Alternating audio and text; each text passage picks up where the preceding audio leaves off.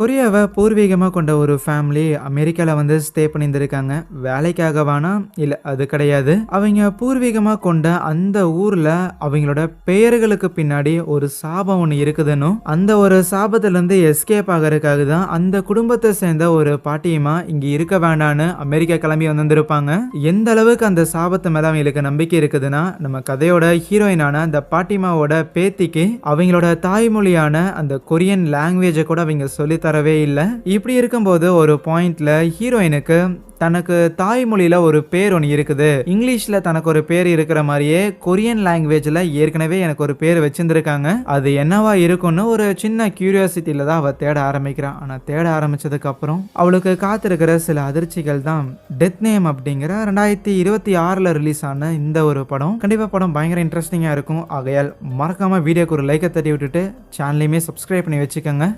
கதையோட ஆரம்பத்தில் ஒரு இருட்டு அறையில் ப்ரெக்னெண்ட்டாக இருக்கக்கூடிய ஒரு லேடி யாரு கண்ணிலையும் படக்கூடாதுங்கிற மாதிரி வாயை பொத்திக்கிட்டு அங்கே இருக்கிற ஒரு கபோர்டில் ஒளிஞ்சிருந்திருக்க. அப்போ அந்த ரூம்குள்ளே கோட் சூட் போட்ட ஒரு நபர் ஒருத்தர் வருவானா, வந்து அந்த ரூமை செக் பண்ணுற மாதிரி தான் இருக்கும். ஆனால் அவன் கரெக்டாக உள்ளே வந்த நேரத்தில் ஒரு முத்து மாலை ஒன்று அப்படியே உருண்டு ஓடுது. அந்த முத்து வேற எங்கிருந்தும் வரல, அங்கே சூசைட் பண்ணி இறந்துருக்க அந்த பொண்ணோட கழுத்துலேருந்து தான் அந்த முத்து மாலைங்கிறது அருந்துருக்கு. இது எல்லாத்தையுமே அந்த ப்ரெக்னெண்ட்டாக இருக்கிற லேடியுமே பார்க்குறாங்க. எதுவுமே பண்ணக்கூடாதுன்னு சொல்லி மூச்சு கூட விடாமல் அமைதியாக இருக்கு. அப்போ அப்படியே கட் பண்ணி பிரசன்ட் டேல நம்ம கதையோட ஹீரோயினை தான் காட்டுறாங்க. அமெரிக்கால ஒரு யூனிவர்சிட்டியில ஜாயின் பண்ணியிருந்திருக்கா போல. இதான் முதல் நாள் சும்மா கேம்பஸ்ல சுத்திக்கிட்டு இருக்கும்போது அந்த இடத்துல அங்க யூனிவர்சிட்டியில வந்து இந்த கொரியன் ஸ்டூடெண்ட்ஸுக்குன்னு சொல்லி ஏதோ ஒரு கிளப் ஒன்று இருக்கும் போல. அந்த கிளப்ல வந்து ஜாயின் பண்ணிக்கிறீங்களாங்கிற மாதிரி இன்விடேஷன் கொடுத்துருப்பாங்க. ஹீரோயின் அதை பொலைட்டா ரிஜெக்ட் பண்ணிடுறா. நான் ஒரு கொரியன் தான், ஆனா அதுக்குன்னு எனக்கு லாங்குவேஜ் தெரியும்லாம் இல்ல, மன்னிச்சுக்குங்க அப்படின்னு போயிருந்திருப்பாளா. சேர விருப்பம் இல்லைன்னு சொல்றதை விட்டுட்டு லாங்குவேஜ் தெரியாது அது தெரியாதுன்னு ஓவரா சீனா போடுறேன்னு அங்க இருக்கிறவங்களாம் நினைப்பாங்க.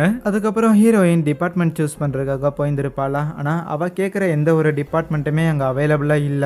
ரொம்ப லேட்டா வந்திருக்கா போல. ஆகையால் அங்க இருக்கிற ஒரு சில டிபார்ட்மெண்ட்ல சரின்ட்டு லிட்ரேச்சரை சூஸ் பண்ணியிருப்பாளா. அதுக்கப்புறம் ஒன்ஸ் ஹீரோயின் அங்க ஹாஸ்டல் ரூமுக்கு வந்தோடனே அவளோட அம்மாவுக்கு கால் பண்ணி பேசிக்கிட்டு இருக்க. ஆமா, ஏன் எனக்கு சின்ன வயசுல இருந்து நீங்க கொரியன் லாங்குவேஜே சொல்லி கொடுக்கல அப்படின்னு கேட்டதுக்கு அவங்க அம்மா, அப்படியே எனக்கு மட்டும் கொரியன் தெரியும் பாரு, சின்ன வயசுல இருந்து உன்னோட பாட்டிமாவான என்னோட அம்மாவுமே எனக்கு எந்த ஒரு கொரியன் லாங்குவேஜும் சொல்லி தரல, எப்பவுமே என்கிட்ட அவங்க இங்கிலீஷ்ல தான் பேசியிருந்திருப்பாங்க, அதனால எனக்கே கொரியன் தெரியாது, அதே வகையில் உனக்கும் தெரியலன்னு சிம்பிளா சொல்லிடுவாங்க. ஹீரோயினோட நேம் வந்து சோஃபியா, அதனால தான் நீங்க எனக்கு ஒரு கொரியன்ல கூட நேம் வைக்கலையா அப்படின்னு கேட்டதுக்கு சடனா அது வரைக்கும் லவுட் ஸ்பீக்கர்ல போட்டு பேசிக்கிட்டு இருந்த ஹீரோயினோட அம்மா அப்படியே மொபைல் எடுத்து காதுகிட்ட வச்சு, உனக்கு இங்கிலீஷ்ல பேர் வைக்கணும் அப்படிங்கிறது பாட்டிமாவோட விருப்பம் தான், ஏன்னா அப்பதான் அமெரிக்கால இருக்கிற இங்கிலீஷ் பேரு வேலை கிடைக்கிறக்கோ ஆளுங்க கிட்ட பழகிறக்கோ ஈஸியா இருக்குன்னு வச்சிருந்திருப்பாங்க அப்படின்னு முதல்ல சும்மா ஏதோ சப்பக்கட்டு கட்டி சமாளிக்கிறதுக்காக முயற்சி பண்ணுவாங்க. ஆனா இப்படி ஹீரோயினோட அம்மா ஏதோ பேரு அப்படின்லாம் சொல்லி பேசிட்டு இருக்கிறத கேட்டோன்னே ஹீரோயினோட பாட்டிமா இருக்கிறாங்களா, அவங்க தூரத்துல இருந்து கத்திருந்திருப்பாங்க. யாருக்கிட்ட என்ன பேசிக்கிட்டு இருக்கிறேன், உன்ட்ட எத்தனை தடவை சொல்றதுங்கிற மாதிரி கத்திக்கிட்டு இருக்கும்போது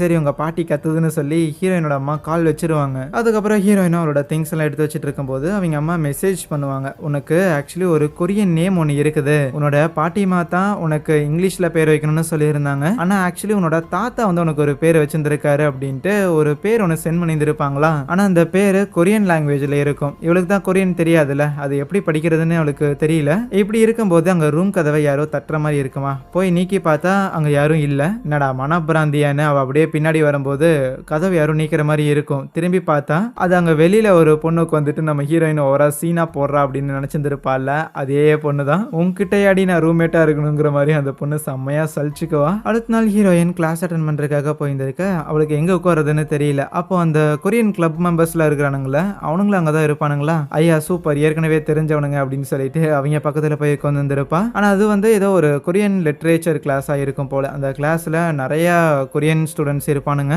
ஒன்ஸ் கிளாஸ்லாம் முடிஞ்சதுக்கு அப்புறம் ஹீரோயின் இப்போதைக்கு புதுசா அங்க சில நண்பர்கள் மேக் பண்ணியிருந்திருக்கால, ஆகையால் எல்லாரும் வெளியில வந்திருப்பாங்க. சும்மா சரக்கு அடிச்சுட்டு அவங்க பாட்டுக்கு ட்ரூத் ஆர் டேர்லாம் ஆடிக்கிட்டு இருக்கு. அப்போ ஹீரோயின் அவங்க அம்மா அனுப்பின அந்த ஒரு மெசேஜ் எடுத்து காமிச்சிட்டு, வேலை இந்த ஒரு நேம் வந்து என்னோட கொரியன் நேம்ங்கிற மாதிரி அம்மா சொல்லியிருந்தாங்க, இதை எப்படி ப்ரொனவுன்ஸ் பண்றதுன்னு கேட்க அதுல ஒரு பையனமே வாங்கிட்டு ஹீரோயினோட நேமை ப்ரொனவுன்ஸ் பண்ணி காட்டுவானா. ஆனா அது அவன் சொன்ன அடுத்த செகண்டே டக்குன்னு மொபைல தெரியாம கீழே போட்டுருவான். அங்க இருக்கிற லைட்லாம் லைட்டா ஃபிளிக்கர் ஆகிற மாதிரிலாம் இருக்கும். என்னதான் அதை யாரோ பெருசா நோட் பண்ணலினாலுமே ஹீரோயினோட நேமை ரீட் பண்ணதுக்கு அப்புறம் தான் அந்த விஷயங்கிறது நடந்திருக்கும். இப்போ அப்படியே ஒரு 2 வாரம் கழிச்சு ஹீரோயின் வீட்டுக்கு வந்திருப்பாளா. அவங்க பாட்டி மேல ஹீரோயின் மேல அவ்வளோ பாசம் வச்சிருப்பாங்க போல. வெளியிலேயே வந்து வெயிட் பண்ணிக்கிட்டு இருப்பாங்க. அதுக்கப்புறம் எல்லாரும் ஒன்னா உட்காந்து சாப்பிட்டு இருக்கும் போது யூனிவர்சிட்டி எப்படி இருக்குன்னா கேட்க கேட்குறாங்களா, இவளும் பதில்லாம் சொல்லிக்கிட்டு இருக்க. தொடர்ந்து அப்படியே பேசிக்கிட்டே இருக்கும்போது, அப்ப அந்த பாட்டியம்மா திருப்பியும், "அம்மா உன் யூனிவர்சிட்டி எப்படி இருக்குதுங்கிற மாரி கேள்வி கேட்பாங்க. அவங்களுக்கு ஞாபக மறதி இருக்குது போல. ஸோ அவைங்க திருப்பி கேள்வி கேட்டத எல்லாரும் வித்தியாசமா பார்க்கும்போது அவைங்க புரிஞ்சுக்கிட்டாங்க. ரைட்டு, நம்ம ஞாபக மறதியில நம்ம மறுபடியும் கேள்வி கேட்கிறோமான்னு. அதனால கொஞ்சம் அமைதியா இருப்பாங்களா. இருப்பினும் ஹீரோயின் அதுக்கப்புறம் தொடர்ந்து அவளோட யூனிவர்சிட்டிய பத்தி பேசிட்டு இருக்கும்போது, என்னோட கிளாஸ்ல நெறைய கொரியன் பசங்க, பொண்ணுங்கலாம் இருந்தாங்க. அவைங்க எல்லாருக்கும் இங்கிலீஷ்ல ஒரு நேம் இருந்தாலுமே, அவைங்களுக்குன்னு கொரியன் நேம்ஸ்லாம் சிலது இருக்கு. நானுமே அதுக்கப்புறம் என்னோட கொரியன் நேம பயன்படுத்தலான்னு இருக்கிறேன்னு சொல்லும்போது, அந்த பாட்டிம்மா கோவப்பட்டு, "உனக்கு கொரியன் நேம் இருக்குதுன்னு யார் சொன்னான்னு?" கேட்க, அப்போ ஹீரோயினோட அப்பா தான், "நான் தான் சொன்னேங்கிற" மாரி சொல்றாரு. உடனே அந்த பாட்டிமாலாம் செம்ம கோவத்துல, "உனக்கு கொரியன் நேம்ல ஒண்ணும் கிடையாது. உன் பேரு சோஃபியா. உனக்கு வேற இங்கிலீஷ் நேம் மட்டும் தான் இருக்கு. ஒழுங்கா நடந்துக்கோ. அதிக பிரசங்கத்தனமா எதுவும் பண்ணிக்கிட்டு இருக்காதுன்னு" கோவத்துல அங்கிருந்து ரூமுக்கு போயிருவாங்களா. என்னடா இது வரைக்கும் பாட்டிமா இந்த அளவுக்கு என்கிட்ட குரல வசதி எல்லாம் பேசினது கிடையாது. அப்படியே ஏதாவது தப்பு பண்ணியிருந்தாலும் பரவாயில்ல, சும்மா பேர் என்னன்னு தெரிஞ்சுக்கிட்டதுக்கா அவங்க அவ்வளவு கோவப்படுறாங்கன்னு சொன்னா, ஹீரோயினோட அம்மாவும் அப்பாவும் எக்ஸ்பிளைன் பண்றதுக்காக ட்ரை பண்ணுவாங்க. இல்ல, அவங்க வந்து கொரியா விட்டு வந்திருந்திருக்காங்க. அதுக்கப்புறம் அந்த கொரியன் டச்சே வேண்டாம், ஃபுல் அண்ட் ஃபுல் இப்படி வெஸ்டர்னாவே போயிருவோம், அமெரிக்கனாவே போயிருவோம் அப்படிங்கிறது தான் அவங்க எடுத்த முடிவு. இருந்தாலும் ஹீரோயினோட தாத்தா தான் ஹீரோயினுக்கு அந்த ஒரு கொரியன் நேம் வந்து கொடுத்துருந்துருப்பாங்க. ஆனா இந்த பாட்டிமா சண்டை போட்டு, அந்த பேர்லாம் ஒன்றும் தேவையில்லை, அவளுக்கு இங்கிலீஷ் பேரே இருக்கட்டும்னு சொல்லிட்டு அந்த ஒரு கொரியன் பேரை எக்காரணம் கொண்டும் ஹீரோயின் கிட்ட சொல்லக்கூடாதுங்கிற மாதிரி சொல்லியிருந்திருப்பாங்க. இப்போ அதுக்கு தான் சண்டை. இதெல்லாம் சொல்லும்போது ஹீரோயின் இதை எப்படி புரிஞ்சுக்கிறானா, ஓகே பாட்டிமா கொரியாவில் நடந்த போர் காரணமா தான் அங்க இருக்க வேண்டாம்னு சொல்லிட்டு இப்படி அமெரிக்கா வந்திருக்காங்க. அதனால அந்த கொரியாவை பத்தி எது ஞாபகப்படுத்துற மாதிரி இருந்தாலும் அந்த போர் சூழல்களை அவங்களுக்கு ஞாபகப்படுத்துற மாதிரி இருக்கு. அதனால தான் அவங்க இதை பத்தி இவ்வளவு கோச்சுக்கிறாங்க அப்படின்னா, வெல் இப்போ எல்லாமே மாறிடுச்சுல்ல, போரும் இல்லை எதுவுமே இல்லை தானே அப்படின்னு சொன்னா, அதுக்கு அவங்களோட பேரண்ட்ஸ், இல்லை உன்னோட பாட்டிமா அந்த கொரியன் ட்ரெடிஷன் அதை விட்டு விலகி இருக்கிறதுக்கு காரணம் போர் கிடையாது, அதுக்கு பின்னாடி வேற ஒன்று இருக்கு. நம்ம பாட்டிமா இருக்கிறாங்கல்ல, அவங்களோட அம்மா ஒருத்தங்க இருந்தாங்க. அவங்க ஆக்சுவலி சூசைட் பண்ணி இறந்து போயிட்டாங்க. கொரியாவோட கல்ச்சர் பொறுத்த வரைக்கும் யார் ஒருத்தங்க சூசைட் பண்ணி இறந்து போகிறாங்களோ, அந்த இறந்து போன அந்த வம்சத்துக்கே அது வந்து ஒரு தலகுனிவு தான். ஒரு சின்ன பொண்ணு கூட பார்க்காம நம்ம ஹீரோனோட வயசு தான் அந்த பாட்டிமாவுக்கு அந்த டைம்ல இருந்திருக்கும். பிரெக்னெண்டா வேற இருந்திருப்பாங்க. இந்த இன்சிடென்ட்டால ஊர்ல இருக்கிற எல்லாருமே அவங்கள ஒரு மாதிரி கேவலமா ட்ரீட் பண்ண, அதுக்கப்புறம் தான் அவங்க கொரியா விட்டே வந்திருப்பாங்க. ஸோ அவ்வளோ யங் ஏஜ்ல உன்னோட பாட்டிமா அந்த மாதிரி நிறைய விஷயங்களை கோத்ரூ பண்ணியிருந்திருக்காங்க. இவ்வளவு கஷ்டங்களை எதிர்கொண்டு இந்த ஃபேமிலி இந்த அளவுக்கு அவங்க கொண்டு வந்திருக்காங்கன்னா, அட்லீஸ்ட் அவங்க கோத்ரூ பண்ண அந்த கஷ்டங்களுக்காவது கொஞ்சம் மரியாதை கொடுத்து அவங்க சொல்ற, அவங்க நம்புற சில விஷயங்களை நம்ம பின்பற்றியிருந்திருக்கணும். நாங்க தேவையில்லாம அந்த பேரை பத்தி உங்ககிட்ட சொல்லியிருந்திருக்க கூடாதுன்னு ஹீரோயினோட அப்பாவுமே கொஞ்சம் வருத்தப்படுறாங்க. நீ வேணும்னா போய் உன்னோட பாட்டிமா கிட்ட மன்னிப்பு கேளன்னுலாம் சொல்லுவாங்களா, நான் ஏன் போய் கேட்கணும் அப்படின்னு ஒரு மாதிரி புலம்பிக்கிட்டே தான் ஹீரோயின் அதுக்கப்புறம் அவங்க பாட்டிமா கிட்ட போயிட்டு அப்படியே சும்மா ஜென்ரலா பேசி எக்ஸ்பிளைன் பண்றதுக்காக ட்ரை பண்ணுவா. எனக்கு இப்படி ஒரு கொரியன் நேம் இருக்குதுன்னு தெரிய வரும்போது கொஞ்சம் ஹாப்பியா இருந்தது, கியூரியஸா இருந்தது, அதனால தான் அதை தெரிஞ்சுக்கணும்னு விருப்பப்பட்டேன்னு சொல்ல. ஆனா அந்த பாட்டிமா மறுபடியும் கோபத்தோட, இங்க பாரு உனக்கு ஒன்றும் கொரியன் நேம்லாம் எதுவும் கிடையாது, உனக்கு வெறும் இங்கிலீஷ் பேர் மட்டும்தான் இருக்குதுன்னு சொன்னா, பேரை தெரிஞ்சுக்கிறதுல உங்களுக்கு அப்படி என்ன பிரச்சனைன்னு அந்த பொண்ணு கொஞ்சம் குரல வசத்தை அவள் தான் அந்த அம்மா அடிச்சிடுறாங்க. ஹீரோயினோட அப்பாவும் அம்மாவும் வந்துட்டு அவளை சமாதானப்படுத்துறதுக்கெல்லாம் பாக்குறாங்க. பட் வேலைக்காகல. கோவத்துல ஹீரோயின் கார் எடுத்துட்டு அங்கிருந்து கிளம்பிந்திருப்பாளா, நேரா ஒரு பாருக்கு போயிருந்திருப்பா. அங்க போய் வந்துட்டு சும்மா சரக்கு அடிச்சுக்கிட்டு இருக்க. அப்போ அந்த பாருக்கு ஒரு பையன் ஒருத்தன் வருவான், ஒரு கொரியன் பையன் ஒருத்தன் வருவானா. ஆஹா என்ன பார்க்க நல்லா இருக்கிறான்னு சொல்லிட்டு ஹீரோயினுக்கு பார்த்த உடனே ஒரு சின்ன ஸ்பார்க் வந்துடும். ஆகையால் நேரம் அவங்ககிட்ட போய் உட்காந்து சும்மா பேசிக்கிட்டு இருக்க. அப்பதான் அந்த பையன் பேரு ஜுன் அப்படிங்கறது தெரிய வருது. அவனுமே வந்து ஒரு கொரியன் தான். பேசிக்கிட்டே ரெண்டு பேரும் பாரை விட்டு வெளியே வந்துட்டு இருக்கும்போது, இந்த மாதிரி அம்மா எப்படி உன்னோட இங்கிலீஷ் வந்து இந்த அளவுக்கு பயங்கர ஃப்ளூவெண்டா இருக்குதுன்னு கேட்க, வெல் நான் சின்ன வயசுல இருக்கும்போது போர்டிங் ஸ்கூல்ல படிச்சிருந்தாங்கிற மாதிரி சொல்றான். அவன் கொரியால தான் இருந்திருப்பானாமா. ஆனா ஸ்கூல் படிக்கும்போது போர்டிங் ஸ்கூல், வீட்டுக்கு வந்துட்டா கொரியன் லாங்குவேஜ், ஸோ அதனால ரெண்டுமே தெரியும்னு சொல்லுவானா. எனக்கு மட்டும்தான் ஒன்னே ஒன்று தெரியும், சரி ஏதோ இருந்துட்டு போகட்டும்ட்டு ரெண்டு பேரும் மொபைல் நம்பர்லாம் எக்ஸ்சேஞ்ச் பண்ணிக்கிறாங்க, அடுத்த தடவை மீட் பண்ணலான்னு. அடுத்த நாள் காலையில ஹீரோயின் கிளாஸுக்கு போயிருந்திருப்பாளா. அப்போ கிளாஸ்ல சொல்லி கொடுத்துட்டு இருக்கும்போது அப்போ அங்க இருக்கிற அந்த போட்டோல தெரியுற அந்த உருவங்கிறது ஏதோ வாயெல்லாம் ஒரு மாதிரி கொடூரமா இருக்கிற மாதிரிலாம் இருக்கும். கட் பண்ணா அது வெறும் கனவு தான். கூட இருக்கிற பையன் தான் எழுப்பி விடுறான், என்ன புள்ள எங்க போய் சரக்கு அடிச்சுட்டு வந்த, இப்படி மட்டையாய் கிடக்குறேன்னு. அதுக்கப்புறம் வீக்கெண்ட்ல அந்த ஜுன்னுங்கிற பையனை மீட் பண்ணிட்டு ரெண்டு பேரும் ஒரு கடையில வந்து சும்மா ஐஸ்கிரீம்லாம் சாப்பிட்டு இருப்பாங்களா. அப்படியே நிறைய கதைகள்லாம் பேசிட்டு ரெண்டு பேருக்கும் மாறி மாறி பிடிச்சிருக்குங்கிற விஷயத்தையெல்லாம் சொல்லிக்கிறாங்க. அந்த ஜுன்னுமே பாக்குறதுக்கு ரொம்ப நல்ல பையன் மாதிரி தெரிய, ஓகே இப்படிப்பட்ட பசங்களையெல்லாம் அசால்ட்டா விட்டுறக்கூடாது, ஒரே அமுக்கு அமைக்கிறோன்னு. அதுக்கப்புறம் ஒன்ஸ் அந்த பையனை பிடிச்சிருக்குங்கிற விஷயத்த ஹீரோயின் ரூம்ல இருக்கும்போது அவங்க அம்மாவுக்கும் கால் பண்ணி சொல்லிக்கிட்டு இருப்பாளா. அவங்க அம்மாவுமே ஓகே ஃபைன், அந்த பையனை பிடிச்சிருந்திருக்கு, ஒரு கொரியன் எத்தனிசிட்டியை சேர்ந்தவன் அப்படின்னா பரவாயில்ல, வேணும்னா வீக்கெண்ட் கூட்டிட்டு வாவேன், அப்பா நான் பாட்டிமா அப்படின்னு சொல்லி எல்லாருமே பார்க்கட்டுமே அப்படின்லாம் சொல்ல ஹீரோயினும் பயங்கர ஹாப்பியா இருப்பாளா. அதுக்கப்புறம் ஒன்ஸ் கால் கட் பண்ணதுக்கப்புறம் அங்கே மேலே சீலிங்கில் பார்த்தா ஏதோ ஒரு தண்ணி வடிஞ்சிட்டு இருக்கிற மாதிரி இருக்கும். அவன் மேலே அந்த தண்ணியுமே சொட்டிகிட்டே இருக்க ஏதோ வலுவலுன்னு வேற இருக்குமா, என் பெட்டுக்கு நேராக தான் வடிய செய்யணுமா அப்படின்னு லைட்டாக காண்டாக வேற செய்கிறா. அதுக்கப்புறம் வீக்கெண்டில் அந்த ஜுன்னுங்கிற பையன் இருக்கிறான்ல, அவனை வீட்டுக்கு கூட்டிகிட்டு போயிருந்திருக்க ஹீரோயினோட பேரண்ட்ஸுமே அவனை ரொம்ப பாசமாக தான் வெல்கம் பண்ணியிருந்திருப்பாங்க. வாடா வாடா பையன் அப்படின்னு சொல்லி அவனை கூப்பிட்டு உட்கார வச்சுட்டு அதுக்கப்புறம் அவன்கிட்ட பேசிகிட்டு இருக்கும்போது நம்ம ஹீரோயினோட பாட்டிமா இருக்கிறாங்கள அவங்களும் வருவாங்களா. ரீசெண்டாக அவங்களுக்கு உடம்பு ரொம்ப சரியில்லாமல் போயிடுச்சு போல், அதனால கொஞ்ச நாளாக ஹாஸ்பிட்டலில் வச்சுட்டு அதுக்கப்புறம் தான் இப்படி வீட்டுக்கு கூட்டிகிட்டு வந்திருக்காங்க. அதனால ரொம்ப வீக்காக இருப்பாங்க. இருந்தாலும் அவங்கள கூட்டிகிட்டு வந்து உட்கார வச்சோடனேமே அப்போ அந்த ஜுன்னுங்கிற பையனும், ஹாய் பாட்டிமா, உங்களை பற்றி ஹீரோயின் நிறைய விஷயங்கள் சொல்லியிருந்திருக்கா, உங்களுக்கு நான் ஒரு கிஃப்ட் கூட கொண்டு வந்திருக்கேங்கிற மாதிரி ஒரு கிஃப்ட் எடுத்து கொடுப்பானா. அது அவங்களும் நீக்கி பார்க்குறாங்க. அதுக்குள்ளே ஏதோ ஒரு முத்து மாலை இருக்கிற மாதிரி தெரிய உடனே அவங்க பதறி போயிட்டு அதை கீழே போட்டுருவாங்க. இங்கே இருக்காத, நீ ஒரு தீய சக்தி, நீ ஒரு தீய சக்திங்கிற மாதிரி அவங்க அந்த ஜுன்னை பார்த்து கொரியன் லாங்குவேஜில் தான் கத்தியிருந்திருப்பாங்க. ஜுன் ஏதோ பெரி மாதிரி ஏதோ வாங்கிட்டு வந்திருப்பான் போல, ஆனா அது அவங்களுக்கு முத்துமாலை மாதிரி தெரிஞ்சிருந்திருக்கும். இருந்தாலும் இந்த பாட்டியுமே அப்படி கத்துறத பார்த்தோன்னே நம்ம ஹீரோயின் வேகமா அந்த ஜுன்னை கூப்பிட்டு வெளியில வந்துருவாளா. ஹீரோயினுக்கு பயங்கர எம்பாரசிங்கா போயிடும். என்ன மன்னிச்சிடு, நான் தெரியாதனமா உன்னை வீட்டுக்கு கூட்டிட்டு வந்து இப்படி அசிங்கப்படுத்திட்டேன் அப்படின்னு சொன்னா, இல்ல இல்ல நீ எதுக்கு இப்படி எல்லாம் ஃபீல் பண்ற, இதை எதை பத்தியும் நினைச்சலாம் நீ வருத்தப்படணுங்கிற அவசியம் கிடையாது. உன்னோட பாட்டிமாவுக்கு சில பிரச்சனைகள் இருக்கு அப்படின்னா ஓகே ஃபைன் இருக்கட்டும், எல்லாருக்குமே ஏதோ ஒரு பிரச்சனைகள்ங்கிறது இருக்க தானே செய்யும், ஏன் எனக்கு கூட ஏதோ ஒரு பிரச்சனை இருக்கலாமே அப்படின்னு சொல்லிட்டு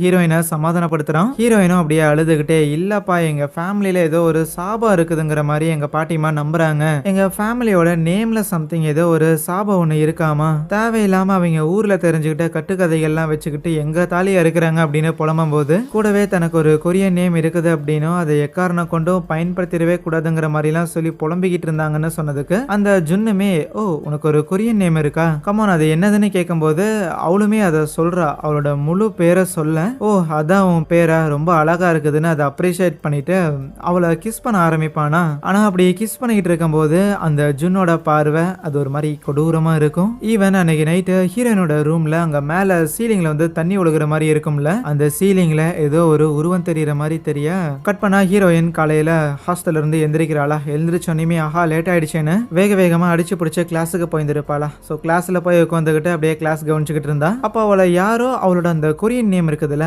அதை பயன்படுத்தி கூப்பிடுற மாதிரி இருக்கும். யாரா கூப்பிடுறாங்கன்னு திரும்பி பார்த்தா அங்க இருக்கிற ஸ்டூடெண்ட்ஸ் எல்லாருமே இவளை மட்டும் பார்த்து அந்த பேரை சொல்லி கூப்பிடுற மாதிரி இருக்க சடனா தூக்கத்துல இருந்து எந்திரிக்கிற மாதிரி தெரியுது. என்னடா இது எது கனவுனே தெரியலையேன்னு ஹீரோயின் சடனா தரையில கால் வைக்கும் போது கீழே இருந்த ஒரு கிளாஸ் பீஸ் அவளோட காலை கிழிச்சிரும். இவ்வளோ வேகமா எங்க அறக்க பறக்க கிளம்புறான்னு பார்த்தா ஆக்சுவலி ஏதோ ஒரு கிளப்புக்கு அந்த கொரியன் கிளப்பை சேர்ந்தவங்களா இருப்பாங்கல்ல, அவங்க 3 பேரும் ஹீரோயினை இன்வைட் பண்ணியிருக்காங்க போல. ஹீரோயினோட பாய் ஃப்ரெண்டை இன்வைட் பண்ணியிருப்பாங்க. ஆனா அவன் தெரியல காணோம் அப்படின்னு சொல்லிட்டு அதுக்கப்புறம் சும்மா அவங்க கூட எல்லாம் சரக்கு அடிச்சு அப்படியே டான்ஸ் ஆடிட்டு சும்மா ஜாலி பண்ணிக்கிட்டு இருப்பாங்களா. நல்லா போதையானதுக்கு அப்புறம் ஒரு பாயிண்ட்ல ஹீரோயின் கேப்பா, ஆமா உனக்கு என்ன மாதிரி ஒரு கேர்ள் ஃப்ரெண்ட் ஒருத்தி இருந்து அந்த பொண்ணுக்கு நீ ஒரு 2 நாளா மெசேஜ் பண்ணாம இருப்பையாடா அப்படின்னு கேட்டா, 2 நாள் ஆவா, 2 நிமிஷம் கூட இருந்திருக்க மாட்டான் புள்ள, கண்டிப்பா உனக்கு 2 நாளா அவன் மெசேஜ் பண்ணாம இருக்கிறானா, அவன் டெஃபினட்டா வேற ஏதோ ஒரு மைமாவை கொத்திட்டு போயிருக்கணும். அது இல்ல அப்படிங்கும் போது கண்டிப்பா அப்படி ஒரு பாய் ஃப்ரெண்ட் உனக்கு இருக்கிறதா நீ கற்பனை கண்டுட்டு இருக்கிற அப்படின்னு சொல்ல, என்னது கற்பனையா, அதெல்லாம் ஒன்றும் கிடையாது, அவனோட போட்டோ என்கிட்ட இருக்கு தெரியுமா அப்படின்னு மொபைல்ல இருந்து போட்டோ ஒன்று எடுத்து காட்டுவாளா. ஒரே ஒரு போட்டோ தான் எடுத்திருப்பா போல, ஆனா அதுவுமே கிளியரா இருக்காது. முன்னாடி போட்டோ எடுக்கும்போது உன்னோட முகம் அழகா தெரியணுங்கிறது ஓகே தான், ஆனா அதுக்குன்னு கூட இருக்கிறவங்களோட முகம் இவ்வளவு கேவலமா தெரியற அளவுக்கு எடுத்து வச்சிருப்பேன்னு இவங்க கலாய்க்கிறானுங்க. அதை பெருசா சீரியஸா எடுத்துக்கல. அதுக்கப்புறம் ஜாலியா அங்க இருக்கிற 3 பேருமே எந்திரிச்சு நின்று பாட்டெல்லாம் பாடி டான்ஸ் எல்லாம் பண்ணி செம்ம ஜோர் பண்ணிட்டு இருப்பாங்களா. ஹீரோயினும் அப்படியே போனை பார்த்துட்டே உட்காந்துருக்கும் போது அப்ப அந்த ரூம்ல ஒரு டிவி ஒன்று இருக்கும். அந்த டிவில என்னன்னா நம்ம ஹீரோயின் நடந்து வர மாதிரியும் ஏதோ ஒரு படியில இருந்து இறங்கி வந்ததுக்கு அப்புறம் ஒரு இடத்துல ஒரு பெஞ்சில் ஒரு வெள்ளை கலர் கோட் சூட் போட்ட ஒரு நபரை போய் மீட் பண்ற மாதிரியும் அந்த நபரை முகத்தை தூக்குனா அது ஜுன் தான், ஆனா அவனுக்கு வாய் இருக்காது. அவள் தான் பயந்து போன ஹீரோயின் அங்க இருக்கிற பாட்டிலை எடுத்து அந்த ஜுன்னு நினைச்சு கூட இருக்கிற ஒரு பையனோட மண்டையிலே உடச்சு விட்டுருவா. ஐயோ தெரியாம அடிச்சிட்டேன் அப்படின்னு மன்னிப்பு கேட்டுட்டு வேகமா ஹீரோயின் பயந்து போய் வெளியில வருவாளா. அந்த ரூம் விட்டு வரும்போது அங்க சைட்ல எல்லாம் நிறைய ரூம் இருக்கும்ல, எல்லா ரூம்ல இருக்கிற டிவிலயுமே அந்த ஜுன்னோட உருவங்கிறது தெரிய அலறி அடிச்சு கம்ப்ளீட்டா அந்த கரோக்கி விட்டு வெளியில வந்து பயங்கரமா வாமிட்லாம் எடுத்துக்கிட்டு இருப்பா. ஆனா அப்போ ஹீரோயினோட அம்மா கால் பண்ணுவாங்க. கால் பண்ணிட்டு இந்த மாதிரி பாட்டிமா வீட்டுல இருக்கிறாங்களான்னு தெரியல, நானும் அப்பாவும் ஒரு சின்ன வேலையா வெளியில வந்திருக்கோம், பாட்டிமாவுக்கு கால் பண்ணா அவங்க காலை எடுக்கல, பக்கத்து வீட்டுல இருக்கிறவங்க கிட்ட சொல்லி என்னாச்சுன்னு பார்க்க சொன்னாலுமே வீடு பூட்டி இருந்திருக்குன்னு சொல்லி போயிருக்காங்க. அதான் என்னன்னு தெரியல, நீ போய் ஒரு எட்டு பாக்குறியான்னு சொல்லும்போது ஹீரோயினும் சரின்ட்டு முதல் வேலையா அவளோட ஹாஸ்டல் ரூமுக்கு போயிருந்திருப்பாளா. ஆனா ஆல்ரெடி ஹீரோயினுக்காக ஹீரோயினோட பாட்டிமா அங்க வெயிட் பண்ணிட்டு இருந்திருக்காங்க. இவ்வளவு நேரம் எங்கடி போன, எவ்வளவு நேரம் உன்னை தேடுறதுன்னு அதுக்கப்புறம் பாட்டிமா ஹீரோயினை கூப்பிட்டுட்டு வீட்டுக்கு வந்தவங்களும் அவங்க வீடெல்லாம் களைச்சு போட்டு எதையோ தேடி இருந்திருக்காங்க போல. ஒரு ஃபோட்டோ ஒன்று தேடி இருந்திருப்பாங்க. அதை எடுத்து ஹீரோயின் கிட்ட கொடுத்தா அதில் இந்த பாட்டிமா தான் சின்ன வயசில் இருக்கும்போது அந்த கொரியாவோட ட்ரெடிஷ்னல் ட்ரெஸ் போட்டு எடுத்த ஒரு ஃபோட்டோவாக இருக்கும். அதை பார்த்துக்கிட்டு இருக்காத, அந்த ஃபோட்டோ ஃப்ரேமுக்கு பின்னாடி இன்னொரு ஃபோட்டோ இருக்கும், எடுத்து பாருன்னு சொல்லும்போது எடுத்து பார்க்குறாங்க. அதில் ஏதோ ஒரு லேடி தூக்கு மாட்டி இறந்த மாதிரி இருக்கு. அந்த தூக்கு மாட்டி இறந்துருந்துருக்காங்கல்ல, அவங்க வேற யாரும் கிடையாது, அவங்க என்னோட அம்மா தான். அது மட்டும் இல்லாமல் உன்னோட பாய் ஃப்ரெண்ட்னு சொல்லிக்கிட்டு ஜுன் அப்படின்னு ஒரு பையன் அன்னைக்கு வந்திருந்தான்ல, அவன் சாதாரண ஆள் கிடையாது. அன்னைக்கு தடவை பார்க்கும்போது எனக்கு சடனா ரியலைஸ் ஆகல. ஆனா அதுக்கப்புறம் தான் புரிய வந்துச்சு, அவன் தான் அந்த கெட்டவன். அவன் யார் தெரியுமா? சாதாரண மனுஷன் கிடையாது. அவனுக்கும் நம்ம குடும்பத்துக்கும் இதுக்கு முன்னாடியே ஒரு தொடர்புங்கிறது இருக்கு. ஆல்மோஸ்ட் ஒரு 100 வருஷத்துக்கு முன்னாடி நம்ம ஹீரோயினோட வம்சத்தை சேர்ந்தவங்களுக்கும் இந்த ஆளுக்கும் கல்யாணங்கிறது நடந்திருக்கும். ஆனா அப்படி ஹீரோயினோட வம்சத்தை சேர்ந்த ஒரு லேடி வந்து கல்யாணம் பண்ணியிருப்பாங்கல்ல இந்த ஜுன்ன, அந்த லேடி வேற ஒரு நபர் கூட அஃபேர்ல இருந்திருப்பாங்க. அப்படி தன்னோட மனைவி வேற ஒரு ஆண் கூட அஃபேர்ல இருக்கிற விஷயம் இந்த ஜுன்னுக்கு தெரிய வர அந்த அசிங்கத்தை தாங்க முடியாம அந்த ஜுன் சூசைட் பண்ணி இறந்து போயிருந்திருப்பான். ஆனால் அப்படி கோவத்துல சூசைட் பண்ணி இறந்து போனவனோட ஆன்மாங்கிறது அதுக்கப்புறம் நம்ம ஹீரோயினோட வம்சத்தையே ஆட்டி படைக்க ஆரம்பிச்சிருந்திருக்கும். ஹீரோயினோட வம்சத்துல எத்தனை பெண் குழந்தைகள் பிறந்தாலுமே அந்த பெண் குழந்தைகள் ஒரு வயசுக்கு மேல வந்ததுக்கு அப்புறம் அந்த பெண் குழந்தைகளை அவன் ஹாண்ட் பண்ணுவான். அந்த பெண் குழந்தைகளை பயமுறுத்தி சூசைட் பண்ண வைப்பான். அப்படிதான் ஹீரோயினோட பாட்டிமாவோட அம்மாவையே அவன் சூசைட் பண்ண வச்சிருந்திருக்கான். நம்ம ஹீரோயினோட பாட்டிமாவுக்கு அந்த டைம்ல ஒரு 19 வயசு என்னமோ இருந்திருக்கும், பிரெக்னெண்டா இருந்திருப்பாங்க. அவங்க அம்மா தான் நீ சேஃபா இந்த ஒரு கபோர்ட்குள்ள இருங்கிற மாதிரி அந்த பாட்டிமாவை ஒளிய வச்சுட்டு அதுக்கப்புறம் அந்த ஜுன்னை ஃபேஸ் பண்ணியிருந்தா. அந்த ஜுன் வந்த உடனேயுமே ஒரே செகண்ட்ல அவங்க என்ன யோசிச்சாங்கன்னு தெரியல, அப்படியே அங்க இருக்கிற தூக்குல மாட்டி இறந்து போயிருந்திருப்பாங்க. அவங்க இறந்து போயிட்டாங்கன்னு அந்த ஜுன் அதுக்கப்புறம் போயிருந்திருக்க மாட்டான். கதவை நீக்கி அந்த கபோர்டை நீக்கி ஹீரோயினோட பாட்டிமா கிட்டையும் அவங்க வயிற்றுல வளர்ற ஹீரோயினோட அம்மா கிட்டையும் கவலைப்படாதீங்க, கொஞ்சம் வருஷம் கழிச்சு திருப்பி வரேன் அப்படின்னு சொல்லிட்டு போயிருந்திருப்பான். இதுக்கு பயந்துகிட்டு தான் ஹீரோயினோட பாட்டிமா கொரியால இருந்து நேரம் அமெரிக்காவுக்கு வந்திருப்பாங்க. அப்படி அமெரிக்காவுக்கு வந்தவங்களுக்கு தான் லைக் இந்த சாபத்துக்கு பின்னாடியில பேர் தான் மெயின் ரீசனா இருக்குது. பேரை மாத்திட்டோம் அப்படின்னா அந்த பரம்பரையா அந்த பேருங்கிறது வருது இல்ல, அந்த பேர்ல தான் இந்த சாபங்கிறது இருக்குது. அந்த பேரை நம்ம மாத்திட்டோம்னா இந்த சாபத்தால நம்ம பாதிப்படைய மாட்டோங்கிறத அவங்க கண்டுபிடிச்சிருந்திருப்பாங்க. அதுக்கப்புறம் தான் தன்னோட பேர்ல இருந்து ஹீரோயினோட நேம் வரைக்கும் மொத்தத்தையுமே மாத்திருந்திருக்காங்க. இதனால தான் ஹீரோயினுக்கு கூட அவளோட கொரியன் நேம் தெரியக்கூடாதுங்கிற மாதிரி வளர்த்திருந்திருக்காங்க. பட் இப்போ அந்த ஜுன்கிட்டயே ஹீரோயின் தன்னோட பேரை சொல்லியிருந்திருக்காங்கிற மேட்டரையுமே அந்த பாட்டிமா கெஸ் பண்ணிட்டாங்க. அப்படின்னா இதுல இருந்து மீண்டு வரக்கு வேற வழியே இல்லையான்னு கேட்டா இருக்கு, ஒரே ஒரு வழி மட்டும் இருக்கு. எப்படி இந்த பெயர்கள் எல்லாமே அவனுக்கு தெரியாம நம்ம இவ்வளவு நாளா மறைமுகமா வச்சிருந்தோமோ அதே மாதிரி அவனோட பேர் என்னங்கிறதையுமே தெரிஞ்சுக்கணும், அப்பதான் அவனை அழிக்க முடியுங்கிற மாதிரியும் சொல்றாங்க. ஏன் இதுக்கு முன்னாடி பொண்ணு கொடுத்த ஃபேமிலி தானே, அப்படின்னா பேர் தெரியாதான்னு கேட்டா வெல் அந்த பேர் தான் தெரியல. ஆல்மோஸ்ட் ஒரு 100 வருஷங்கிறது ஆயிடுச்சு. ஸோ பேர் என்ன அப்படிங்கிறது எக்ஸாக்டா தெரியல, அதுதான் பஞ்சாயத்து. பட் கண்டிப்பா ஒரு பழைய பேரா இருக்குங்கிறது மட்டும் உறுதி. அதுக்கப்புறம் அடுத்த நாள் காலையில ஆக ஹீரோயின் அவங்க பாட்டிமாவுக்கு மாத்திரை மருந்துலாம் கொடுக்கணும், அதனால சாப்பிட வச்சுக்கிட்டு இருப்பாளா. ஆனா மாத்திரை எடுக்கலாம் அப்படின்னு போனா மாத்திரை வந்து காலி ஆயிடுச்சு. ஆகையால் கடைக்கு போயிட்டு மாத்திரையை வாங்கிட்டு திருப்பி வீட்டுக்கு வந்து பார்த்தா அவங்க பாட்டிமா மயங்கி கிடப்பாங்க. உடனே அவங்கள தூக்கிட்டு வந்து ஹாஸ்பிட்டல்ல சேர்த்தா டாக்டர் கையை விரிச்சிடுறாரு. இல்ல கொஞ்சம் தான் டைம் இருக்கு, சீக்கிரம் சாக போறாங்கிற மாதிரி சொல்றாரா. ஹீரோயினுக்குமே என்ன பண்றதுன்னு தெரியல. அப்படியே அதே இடத்துல நின்னுகிட்டு அப்படியே அவங்க பாட்டிமாவோட கையெல்லாம் பிடிச்சுக்கிட்டு இருக்கும்போது அப்ப அந்த பாட்டிமாவோட கையை இன்னொரு கை பிடிக்குது. அது அந்த ஜுன் தான். ரொம்ப அசால்ட்டா வந்து நின்னுகிட்டு ஓ இவ சாக போறாளா அப்படிங்கிற மாதிரி எல்லாம் பாத்துக்கிட்டே இருக்க. ஹீரோயின் என்னன்னா அந்த ஜுன் கிட்ட ஒரு டீலிங் போடலாங்கிற மாதிரி இருப்பா. எங்க பாட்டிமாவை நீ காப்பாத்திரு, என்னோட ஃபேமிலியை சேர்ந்த ஒரு நபர் தான் உன்னை ஏமாத்திருக்காங்க அப்படின்னா அப்போ நான் வேணும்னா உங்க கூடயே இருந்துட்டா, இந்த சாபத்துல இருந்து என்னோட ஃபேமிலியை விடுவிக்கிறதுக்காக நான் வேணும்னா என்ன தியாகம் பண்ணிட்டாங்கிற மாதிரிலாம் கேட்குறா. ஜுன்னுக்கு அது நல்ல ஆப்ஷனுங்கிற மாதிரி தான் இருக்கு. ஓகே ஃபைன், உங்க அம்மாவையும் அதுக்கப்புறம் இந்த கிளவியும் போட்டு தள்ளுற இதெல்லாம் தவிர வேணும்னா உன்னை கூட்டிட்டு போய்க்கலாம், நீயும் இறந்து போயிட்டீங்கன்னா அப்போ நம்ம 2 பேரும் ஹாப்பியா ஆஃப்டர் லைஃப்ல ஒரு நல்ல ஒரு கப்பலா இருக்கலாங்கிற மாதிரிலாம் சொல்லுவான். ஆனா ஹீரோயின் டைம் கேட்குறா. ஒரு 48 மணி நேரம் நீ எனக்கு டைம் கொடுத்த அப்படின்னா அதுக்கப்புறம் வேணும்னா நான் வந்து என்ன சாக்ரிஃபைஸ் பண்றேனே, ஏன்னா என்னோட பேரண்ட்ஸ் வந்து ஊர்ல இல்ல, ஒன்ஸ் அவங்க வந்ததுக்கு அப்புறம் தான் என் பாட்டிமாவை அவங்க கிட்ட பத்திரமா ஒப்படைச்சிட்டு அதுக்கப்புறம் உங்க கூட கூட நான் வந்துடுறேங்கிற மாதிரி அவ ஒரு ப்ராமிஸ் மேக் பண்ணியிருந்திருப்பா. ஆனா அது சும்மா உட்டலக்கடியா இருக்கும். அவனோட பேரை கண்டுபிடிக்கிறதுக்காக ஹீரோயின் முதல்ல வீட்டுக்கு போயிட்டு இந்த பாட்டிமாவோட பழைய ரெக்கார்ட்ஸ்லாம் இருக்கும், நிறைய பழைய பேப்பர்ஸ்லாம் வச்சிருந்துருப்பாங்க. அவங்க ஃபேமிலி ரிலேட்டடான டாக்குமெண்ட்ஸா இருக்கும் எல்லாமே. அந்த மொத்த டாக்குமெண்ட்ஸை சும்மா அள்ளி போட்டு எடுத்துட்டு வந்து நம்ம ஹீரோயினோட அந்த கொரியன் லிட்ரேச்சர் டீச்சர் இருப்பாங்கல்ல அவங்க கிட்ட கொடுத்து எங்க ஃபேமிலியோட லீனேஜ்ல இருக்கிற ஒரு பர்டிகுலர் நபரோட பேரை கண்டுபிடிக்கணுங்கிற மாதிரி சொன்னா, நீ என்னோட கிளாஸ்ல தூங்கிக்கிட்டு இருக்கிற, அதனால உனக்குலாம் உதவி பண்ண முடியாதுங்கிற மாதிரி முதல்ல சொல்லுவாங்க. இருப்பினும் ஹீரோயின் கொஞ்சம் சிம்பத்தி கார்டெல்லாம் போடுவா. இப்படி தன்னோட பாட்டிமா ஹாஸ்பிட்டல்ல இருக்கிறாங்க, அவங்க இப்போவோ அப்போ அப்படின்னு சொல்லி ரொம்பவுமே கஷ்டப்பட்டு இருக்கிறாங்க. ஒன்ஸ் எங்க ஃபேமிலி ட்ரீல இருக்கிற அந்த தொலைஞ்சு போன நபரோட பேரை மட்டும் கண்டுபிடிச்சிட்டா அவங்க இறந்து போகும்போது நிம்மதியா இறந்து போவாங்களா, ப்ளீஸ் மேடம் உதவி பண்ணுங்க அப்படின்லாம் கெஞ்சி கேட்க, ஓ பாட்டிமா சென்டிமெண்ட்டா போடுறாளேன்னு சரின்ட்டு அவங்களுமே உதவி பண்றாங்க. முதல்ல அந்த பாட்டிமாவோட நிறைய டாக்குமெண்ட்ஸ் எல்லாத்தையுமே ஹீரோயின் எட்டு வந்திருப்பாள், அது எல்லாத்தையும் வெரிஃபை பண்றாங்க. பட் அந்த டாக்குமெண்ட்டை வச்சு லைக் ஒரு 100 வருஷத்துக்கு முன்னாடியில இருந்த ஃபேமிலி மெம்பரை கண்டுபிடிக்கிறதுங்கிறது ரொம்ப கஷ்டமா இருக்கு. அப்பதான் ஹீரோயினுக்கு ஒரு மேட்ரை ஞாபகம் வருது. ஆக்சுவலி இந்த யூனிவர்சிட்டியில போர் காலகட்டத்தில் கொரியால இருந்து அமெரிக்காவுக்கு வந்த ஆளுங்களோட பேர்கள் எல்லாமே இங்க இருக்கிற ஒரு லைப்ரரியில இருக்காமா. ஏகப்பட்ட ஃபிளாப்பி டிஸ்க்ல போட்டோகிராஃபியோட இருக்கும் அப்படிங்கிற விஷயம் அவளுக்கு அப்பதான் ஞாபகம் வருது. அதனால நேரம் அவள் லைப்ரரிக்கு போக, இப்படி ஹீரோயின் நைட் டைம்ல அந்த லைப்ரரிக்கு போறது அந்த ஹீரோயினோட ரூம்மேட் பொண்ணு இருக்கிறாள் அவ கவனிக்கிறாளா, இவ எங்க கட்டி முடிக்காத இந்த லைப்ரரிக்குள்ள போயிட்டு இருக்கிறா அப்படின்னு பின்னாடியே ஃபாலோ பண்ணி போனா ஹீரோயின் அங்க இருக்கிற ஏகப்பட்ட பொட்டிக்குள்ள இருக்கிற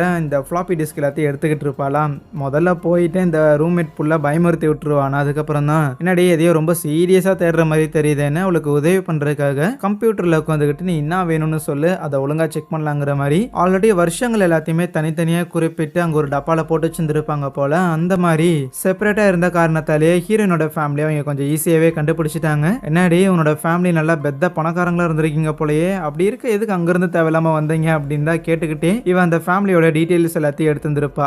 அந்த டீடைல்ஸ்ல அந்த ஆளோட ஜுன்னோட உண்மையான நேமையுமே அவ எடுத்துருக்க. வேகமா பாட்டிமாவை காப்பாத்துறதுக்காக போகணும் அப்படின்னு நினைக்க, அப்போ சடனா அங்க லைட்டுங்கிறது கட் ஆயிடும். ஏதோ ஒண்ணு இவங்களை இருட்டுல இருந்து ஃபாலோ பண்ற மாதிரி எல்லாம் இருக்கும். இவங்களும் அங்க இருந்து எஸ்கேப் ஆகலான்னு இருந்தா சடனா ஒரு கருப்பான ஒரு உருவங்கிறது வேகமா இவங்களை அட்டாக் பண்றதுக்காக வர, சீக்கிரம் அந்த பேரை சொல்லிடிங்கும் போது, எதடி சொல்ற, இதுவா அதுவா, இந்த பேரை அந்த பேரை அப்படின்னு ஏதோ ஒரு பேரை சொல்லும் போது அந்த பேய்ங்கிறது அங்கிருந்து காணாம போகுது. சோ அந்த ஜுன்னோட பேரு இதுதான் அப்படிங்கறத கன்ஃபார்ம் பண்ண உடனேமே ஹீரோயின் வேகமா தன்னோட பாட்டிமாவை பாக்குறதுக்காக வர, அந்த இடத்துல அந்த ஜுன் இருப்பான். பெருசா அசரவே இல்லையே, உனக்கு நான் 48 மணி நேரம் கொடுத்தேன், ஆனா அது அவ்வளவு தேவை கிடையாது, உப்பே நீ முடிவெடு, தூக்குல மாட்டி சாக போறியா இல்ல விஷம் கொடுத்து சாக போறியா அப்படின்னு 2 ஆப்ஷன் காட்டுவானா. சரின்னு ஹீரோயின் விஷம் குடிச்சே சாகுறங்கிற மாதிரி விஷத்தை எடுத்து குடிக்கலான்னு இருக்க, அப்போ அந்த ஜுன்னோட உண்மையான பேரை அவ மென்ஷன் பண்ணுவா. இவனுமே கொஞ்சம் அப்படியே கழுத்தெல்லாம் கவர மாதிரி ஆக்டிங்லாம் போட்டுட்டு, ஏண்டி சும்மா என் பேரை சொன்னா நான் போயிருவேனா, லூசாடி நீயே, ஒழுங்கா சாகர வழியா பாரு, என் கூட வந்து ஒன்னு சேர்ந்துக்கோ அப்படின்னு கத்தி எடுத்து கொடுப்பான். ஹீரோயினும் வேற வழி இல்ல, வீட்டுல இருக்கிற எல்லாரையும் காப்பாத்தணும், நான் தான் இந்த பிரச்சனை எல்லாத்தையும் ஆரம்பிச்சு விட்டேன்ட்டு அவளும் கழுத்தை அறுத்துக்கலான்னு இருக்க, அப்போ ஹீரோயினோட பாட்டிமா எந்திரிச்சு டக்குனு அவங்களோட கழுத்தை அறுத்துக்குவாங்க. அவ்வளவுதான், அவனுக்கு தேவை ஒருத்தங்களை சாகடிக்கணும். சாகடிச்சதுக்கு அப்புறம் சில வருஷம் கழிச்சுதான் திருப்பி அந்த சாபத்தால மறுபடியும் வருவான். அந்த வகையில ஹீரோயினோட பாட்டிமா அங்க இறந்து போக, என்னடி புள்ள நீ வருவேன்னு எதிர்பார்த்தா அவனோட பாட்டிமா வராங்க, ஏதோ ஒண்ணுன்ட்டு அவள் தான் அந்த ஜூன் அங்கிருந்து மறைஞ்சு போயிருந்திருப்பான். அதுக்கப்புறம் இறந்து போன ஹீரோயினோட பாட்டிமாவுக்கு இறுதி மரியாதை எல்லாம் செலுத்திட்டு இருக்கும்போது ஹீரோயின் அப்படியே கொஞ்சம் ஃபீல் பண்ணிட்டே வெளியில வருவா. வெளியில வந்து அவளோட வயித்தை தடவி பாப்பா. எஸ், நம்ம ஹீரோயின் அந்த ஜுன்னால பிரெக்னண்டா இருக்கிறா அப்படின்னா ஹீரோயினுக்கு ஒரு குழந்தைங்கிறத பிறக்க போது கரெக்டா 20 வருஷம் கழிச்சு மறுபடியுமே அவன் வருவான். ஒருவேளை எல்லா டைமுமே எல்லாருக்குமே வந்து அந்த ஜுன் தான் குழந்தை கொடுத்துருப்பான் போல. நம்ம ஹீரோயினோட அம்மா மட்டும் அதில் எக்ஸப்ஷன் நினைக்கிறேன். ஏன்னா ஹீரோயினோட அம்மாவுக்கு எந்த ஒரு கொரியன் நேமுமே கிடையாது அப்படிங்கிறதெல்லாம் காமிச்சு அங்கே இந்த ஒரு படத்தையே முடிக்கிறாங்க. எனிவேஸ் மக்களே, கண்டிப்பாக இந்த படம் இன்ட்ரெஸ்டிங்காக இருந்திருக்குன்னு நினைக்கிறேன். கொஞ்சம் சட்டிலான ஒரு படம் தான் இது. எப்படி இருந்தாலும் வீடியோ பிடிச்சிருந்துச்சுன்னா மறக்காம இந்த வீடியோக்கு ஒரு லைக்கை தட்டி விட்டுட்டு இதே மாதிரி இன்னும் நிறைய படங்களை தொடர்ந்து பார்க்கறதுக்காக சேனலையுமே சப்ஸ்கிரைப் பண்ணி வச்சுக்கோங்க. So yeah, thank you.